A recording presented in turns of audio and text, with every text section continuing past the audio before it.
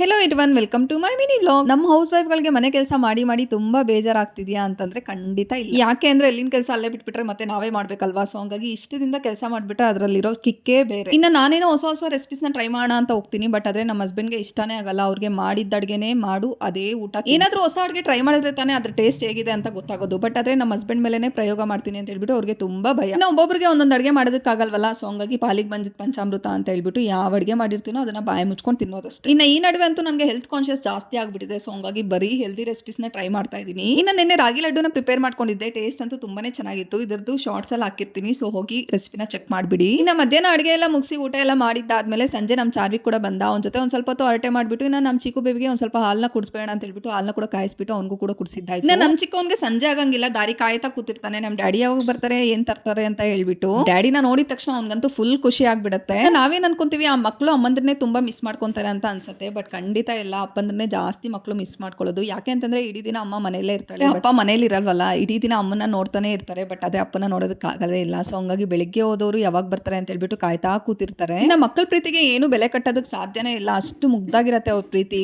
ಇನ್ನ ಇವತ್ತು ಚಾರ್ವಿಕ್ ಅವ್ರ ಟ್ಯೂಷನ್ ಮ್ಯಾಮ್ದು ಬರ್ಡೇ ಇತ್ತು. ಸೊ ಹಂಗಾಗಿ ಏನಾದ್ರು ಗಿಫ್ಟ್ ಕೊಡೋಣ ಅಂತ ಹೇಳ್ಬಿಟ್ಟು ಹೋಗಿ ಗಿಫ್ಟ್ ನ ಪ್ಯಾಕ್ ಮಾಡ್ಕೊಂಡು, ಗಿಫ್ಟ್ ಏನಪ್ಪಾ ಅಂತಂದ್ರೆ ಒಂದು ಮಗ್ನ ಸಿಂಪಲ್ ಆಗಿ ಗಿಫ್ಟ್ ಕೊಟ್ಬಿಟ್ಟು ಅವನು ಕೂಡ ವಿಶ್ ಮಾಡ್ಬಿಟ್ಟು ನಾನು ಕೂಡ ವಿಶ್ ಮಾಡ್ಬಿಟ್ಟು ಇನ್ನ ನೈಟ್ ಬಂದು ಡಿನ್ನರ್ಗೆ ಒಂದ್ ಸ್ವಲ್ಪ ರೈಸ್ ಮಾಡ್ಕೊಂಬೇಡ, ಅದ್ರ ಜೊತೆಗೆ ಚಪಾತಿ ಮಾಡ್ಕೊಂಬೇಡ ಅಂತ ಹೇಳ್ಬಿಟ್ಟು ಚಪಾತಿನೂ ಕೂಡ ಮಾಡ್ತಾ ಇದೀನಿ. ಇನ್ನು ಅಮ್ಮಂದ್ರಿಗೆ ಬೆಳಗ್ಗೆಯಿಂದ ಎಷ್ಟೇ ಕೆಲಸ ಮಾಡಿ ಸುಸ್ತಾಗಿರ್ಲಿ, ನಮ್ಮ ಮಕ್ಳ ಆಟ ಮತ್ತೆ ನಗು ನೋಡ್ಬಿಟ್ರೆ ಆ ಕಷ್ಟ ಎಲ್ಲಾನು ಎಲ್ಲಿ ಹೋಗ್ಬಿಡುತ್ತೆ ಅನ್ನೋದೇ ಅರ್ಥ ಆಗಲ್ಲ. ಸೊ ತುಂಬಾನೇ ಖುಷಿ ಆಗುತ್ತೆ. ಸೊ ಇದಾಗಿತ್ತು ಇವತ್ತಿನ ನಮ್ಮ ಬ್ಲಾಗ್. ಇಷ್ಟ ಆದ್ರೆ ಲೈಕ್ ಮಾಡಿ, ಶೇರ್ ಮಾಡಿ, ಸಬ್ಸ್ಕ್ರೈಬ್ ಮಾಡ್ಕೊಳ್ಳಿ. ನಾಳೆ ಸಿಗ್ತೀನಿ.